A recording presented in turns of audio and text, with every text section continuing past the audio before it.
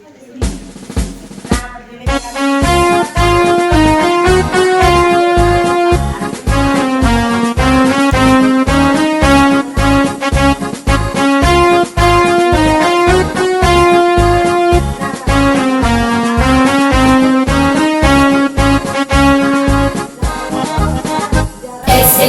Negeri 6 Bulukumba adalah sekolah kita semua, tempat belajar berbagi bersama, penuh dengan kekeluargaan.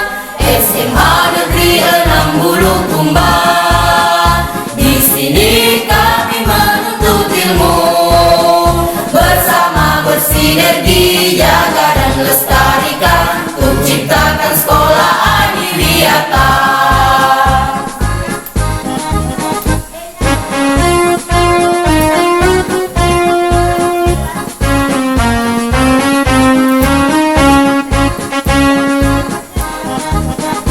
SMA Negeri 6 Bulukumba adalah sekolah kita semua, tempat belajar berbagi bersama, penuh dengan kekeluargaan. SMA Negeri 6 Bulukumba, di sini kami menuntut ilmu, meraih mimpi, meraih cita-cita, untuk jadi harapan bangsa. Unggul, prestatif dan bermutu, SMA Negeri 6 Bulukumba, berwawasan iptek dan peduli lingkungan, dengan berpijak pada iman dan takwa. Unggul, prestatif dan bermutu, SMA Negeri 6 Bulukumba, berwawasan iptek dan peduli lingkungan, dengan berpijak pada iman dan takwa, dengan berpijak pada iman dan takwa, dengan berpijak pada iman dan takwa.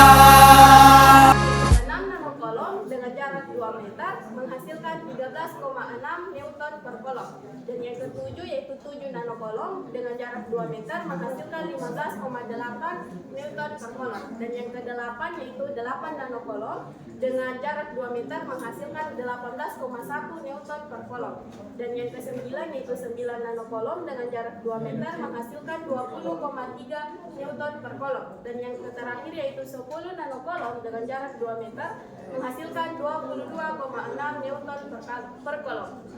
Jadi dapat disimpulkan bahwa semakin banyak jumlah muatan dengan jarak yang sama, maka medan listriknya semakin kuat dan tinggi. Saya serahkan ke materi selanjutnya. Nah, selanjutnya yaitu pada percobaan ketiga, di mana pada percobaan ketiga ini kita menggunakan dua buah muatan, di mana pada muatan pertama yaitu bernilai 1 mikrokolom, dan pada muatan kedua yaitu bernilai sama yaitu 1 nanokolom. Dan jarak yang ditentukan di antara kedua muatan ini yaitu 2 meter, sehingga jarak sensor dari muatan kiri itu jika dikonversi menjadi sentimeter sebesar 100,5 cm, atau bisa dikatakan sebagai 1,05 meter. Selanjutnya yaitu di yang kedua, nilai muatan pertama yaitu 1 nanokolom, dan nilai muatan kedua berbeda dari nilai muatan yang pertama, di mana pada muatan pertama bernilai positif dan di muatan kedua itu bernilai negatif, dengan jarak yang digunakan tetap sama yaitu 2 meter, sehingga jarak sensor dari muatan kiri yaitu sebesar 1097,1 cm. Nah, yang ketiga yaitu di mana nilai muatan 1 itu bernilai 1 nanokolom dan nilai muatan kedua sebesar 4 nanokolom, sehingga jarak antar muatan yaitu jarak antar muatan yang digunakan 4 meter dan jarak sensor dari muatan kiri yaitu 133,6 cm. Nah, yang keempat yaitu 4 di muatan pertama yaitu 4 nanokolom dan di muatan kedua bernilai negatif yaitu min 1 nanokolom dengan jarak yang digunakan sebesar 1 meter sehingga jarak sensor dari muatan kiri yaitu 990,1 cm.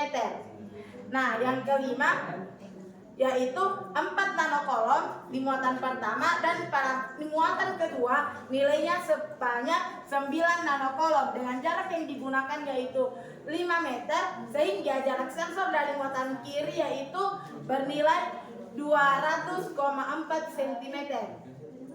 Nah, yang terakhir yaitu nilai muatan pertama sebanyak 9 nanokolom dan nilai muatan kedua bernilai negatif yaitu 4 nanokolom dengan jarak yang digunakan sebanyak sejauh 1 meter sehingga jarak dari sensor muatan kiri yaitu senilai 339,4 cm. Sehingga pada percobaan ketiga dapat disimpulkan bahwa jika sensor terletak di titik tertentu dan muatan kiri berada pada jarak dari sensor dan jika sensor juga mendeteksi muatan dengan nilai yang sama di posisi lain, maka jarak sensor dari muatan kiri bisa diperoleh dengan mempertimbangkan keseimbangan gaya atau potensial yang dideteksi. Nah, jika sensor mendeteksi muatan yang sama pada jarak yang berbeda, maka sensor dari muatan dapat ditentukan dengan membandingkan gaya atau potensial yang terukur pada berbagai posisi. Misalnya, jika sensor mendeteksi gaya atau potensial yang sama dari dua buah muatan dengan jarak yang berbeda, maka jarak sensor dari muatan kiri dapat dihitung dengan mempertimbangkan hubungan antara gaya, potensial, dan jarak.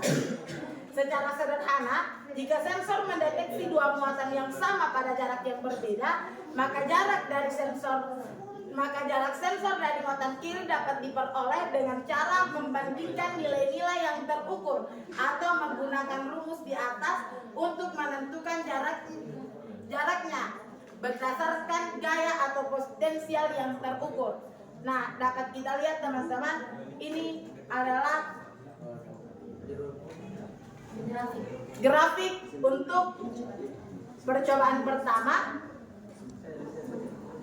dan ini grafik untuk percobaan kedua.